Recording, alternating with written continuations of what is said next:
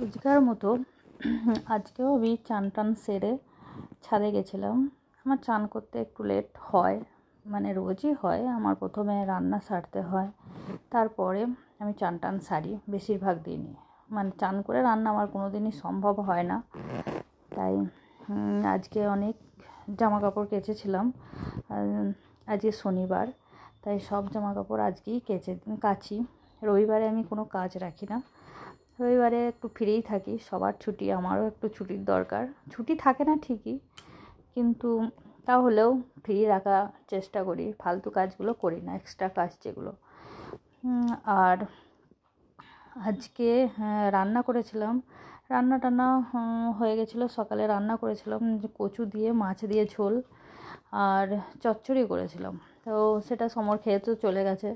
সমর খেয়েটে চলে যাওয়ার পর তারপরে আমি চান টান করে আমি ছাদে এসেছি। কাপড় জামাগুলো কিছু মেলে গেছিলাম, আর কিছু মেলবো। আজকে তো রোদ্দুর নেই, একবারই রোদ্দুর নেই, কিন্তু তাও একটু করে মেলে দিই। মেশিনে শুকিয়ে নিয়েছি, কিন্তু তাহলেও একটু মেলে দিই, হাওয়াতে একটু মানে ভালো তাড়াতাড়ি শুকিয়ে যাবে। হাওয়ার একটু দরকার, সেই জন্য। আর আমি যে কচু দিয়ে ঝোল করলাম, যে কচুর ঝোলটা, মানে কচুটা এত খারাপ এসছে, বাপরে! রান্না করতে গিয়ে আমার দম লেগে গেছিলো। মানে কচুটা সিদ্ধই হয় না। তারপরে ওকে ভাবলাম সিদ্ধ হয়ে যাবে বোধহয়, তারপরে আবার ওকে সিটি মেরে ওটাকে সিদ্ধ করলাম। সিটি মেরেছি, কিন্তু তাও ও সিদ্ধ হয়নি, মানে ভালো করে সিদ্ধই হচ্ছে না। কী ধরনের কচু কী জানি। কচুর ঝোল খেতে আমাদের সবার ভালো লাগে, মানে কচু জিনিসটাই ভালো লাগে আমাদের সবার, তিনজনই সামান্য পছন্দ করে।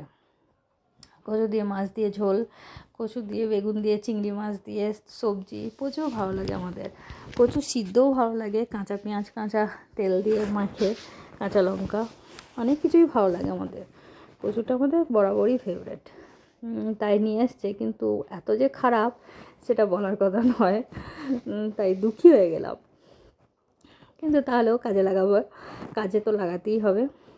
আর সামায়নকে তারপর চান টান এখানে করে সামায়নকে আনতে যাব একটু পরে, কাজ শেষ হয়ে গেলে। ওর তো একটু লেটেই হয়, তাই পরে আনতে যাব। কাজ কমপ্লিট, আর বসে থাকা আবার কি, এটাই হচ্ছে আমাদের ডেলি রুটিন। একটু করে কাজ করো।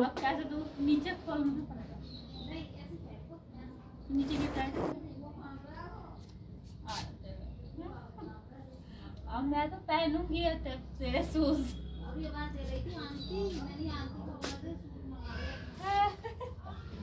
अब देख मैं पहनूंगी, अब दूंगी नहीं।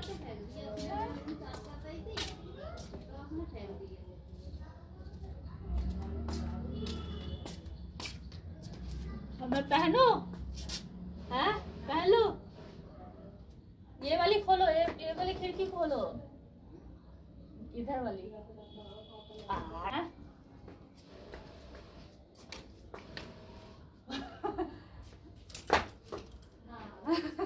देखा